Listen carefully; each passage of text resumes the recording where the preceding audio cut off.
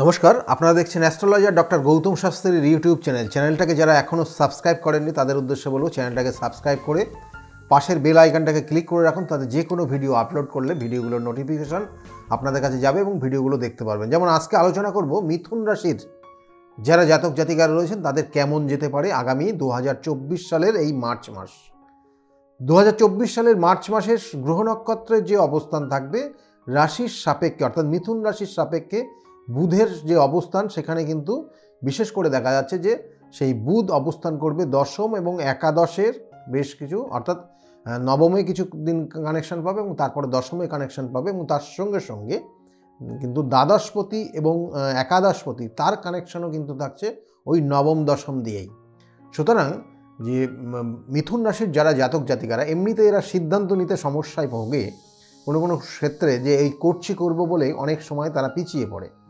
সেক্ষেত্রে আর একটা জিনিস বলবো যে এই মার্চ মাসটা কিন্তু এদের ক্ষেত্রে শুভ রয়েছে, ভালো কানেকশান রয়েছে। 15 তারিখ পর্যন্ত যথেষ্ট শুভ কানেকশান পাচ্ছে মিথুন রাশির যারা জাতক জাতিকারা রয়েছেন তাদের, এবং এই সময়টা তাদের ক্ষেত্রে কিন্তু বেশ কিছু অ্যাচিভমেন্টের জায়গা ভালো রয়েছে।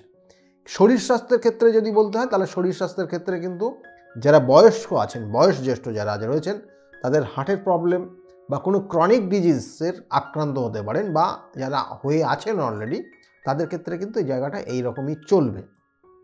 এবং এর সঙ্গে সঙ্গে যারা বিশ্বরাশির মিথুন রাশির যারা জাতক জাতিকারা রয়েছেন তাদের ক্ষেত্রে মায়ের শরীর স্বাস্থ্যের দিকে অবশ্যই নজর দেবেন এবং বাবার শরীর স্বাস্থ্য নিয়ে সমস্যায় ভুগবেন, এবং সেটা বিশেষ করে 15 তারিখ থেকে 16 তারিখের পর থেকে একদম টানা 31 তারিখ পর্যন্ত কিন্তু সমস্যা থাকবে।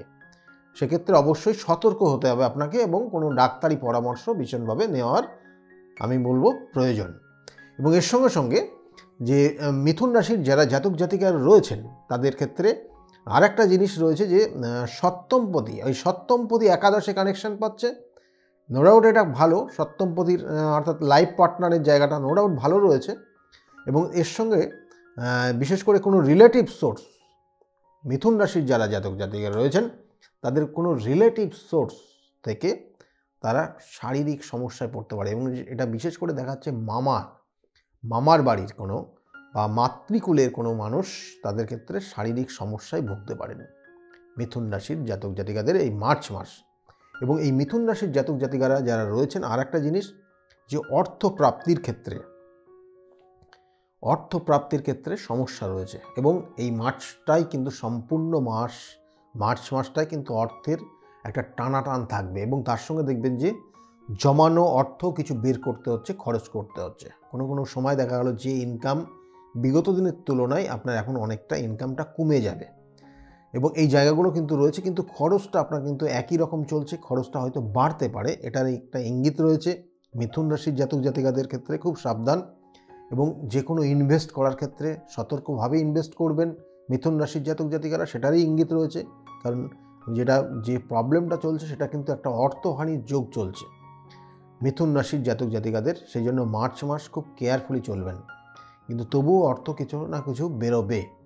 এবং বাবার শরীরের দিকে অবশ্যই নজর দেবেন মিথুন রাশির জাতক জাতিকাদের ক্ষেত্রে। আর যে জায়গাটা রয়েছে বিশেষ করে যে যারা চাকরি করছেন, কর্মক্ষেত্রে যারা যুক্ত রয়েছেন, কর্মক্ষেত্রে কিন্তু হঠাৎ করে কর্মক্ষেত্রের পরিবর্তন লক্ষ্য করা যাচ্ছে, বা দেখা যাচ্ছে যে আপনি বসের সঙ্গে অকারণে মিসআন্ডারস্ট্যান্ডিংয়ের ইঙ্গিত রয়েছে।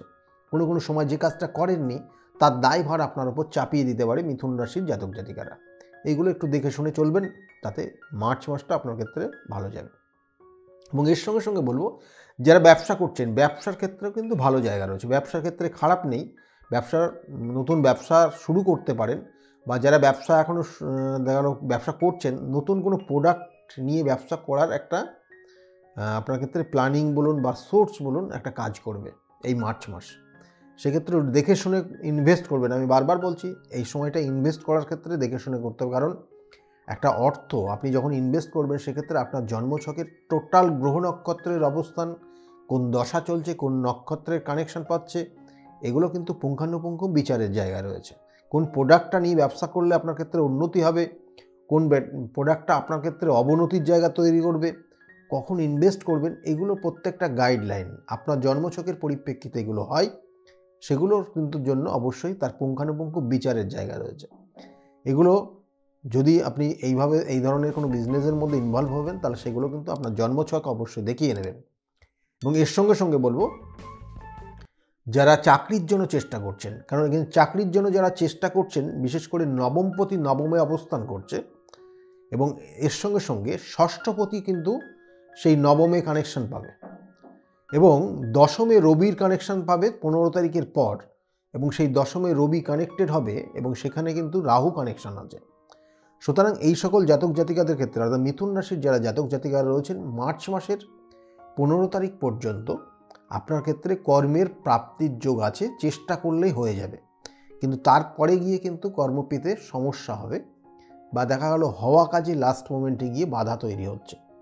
কোনো সময় কর্ম যারা করছেন তাদের ক্ষেত্রেও যেমন বললাম, অকারণে বসের সঙ্গে মিসআন্ডারস্ট্যান্ডিং হয়ে যেতে পারে, এবং এইটাই বিশেষ করে রয়েছে। আর মার্চ মাসের 15 তারিখের মধ্যে হঠাৎ কর্মপ্রাপ্তির যোগ রয়েছে মিথুন রাশির যারা জাতক জাতিকা রয়েছেন, এটা বললাম। এবং এর সঙ্গে সঙ্গে দাম্পত্য জীবন অবশ্যই বলতে হবে। দাম্পত্য জীবনের ক্ষেত্রে বলবো যে এই সময়টা কিন্তু যথেষ্ট বিগত দিনের তুলনায় এখন জায়গাটা অনেকটা ভালো। মার্চ মাসটা সেই তুলনামূলক খারাপ যাবে না, কিন্তু আপনার ক্ষেত্রে কোনো অসৎ বন্ধুর সঙ্গে মিশে গিয়ে আপনার ক্ষেত্রে আপনার পারিবারিক সমস্যা তৈরি হতে পারে। সেক্ষেত্রে কিন্তু অবশ্যই সতর্ক থাকবেন, এবং আপনার তার কারণে বেশ কিছু অর্থ চলে যেতে পারে।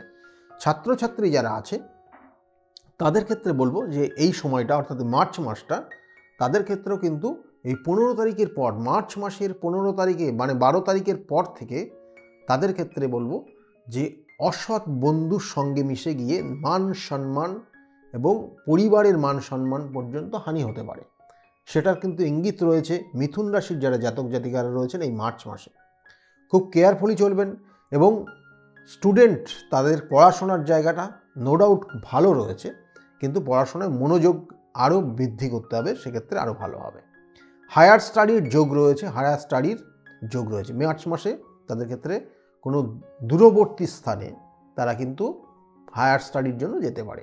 এবং এর সঙ্গে সঙ্গে যারা সম্পত্তি কিনবেন বলে ভাবছিলেন, তাদের ক্ষেত্রেও বলবো যে এই মার্চ মাসের প্রথমের দিকে 15 তারিখ পর্যন্ত সম্পত্তি কেনার একটা শুভ যোগ রয়েছে।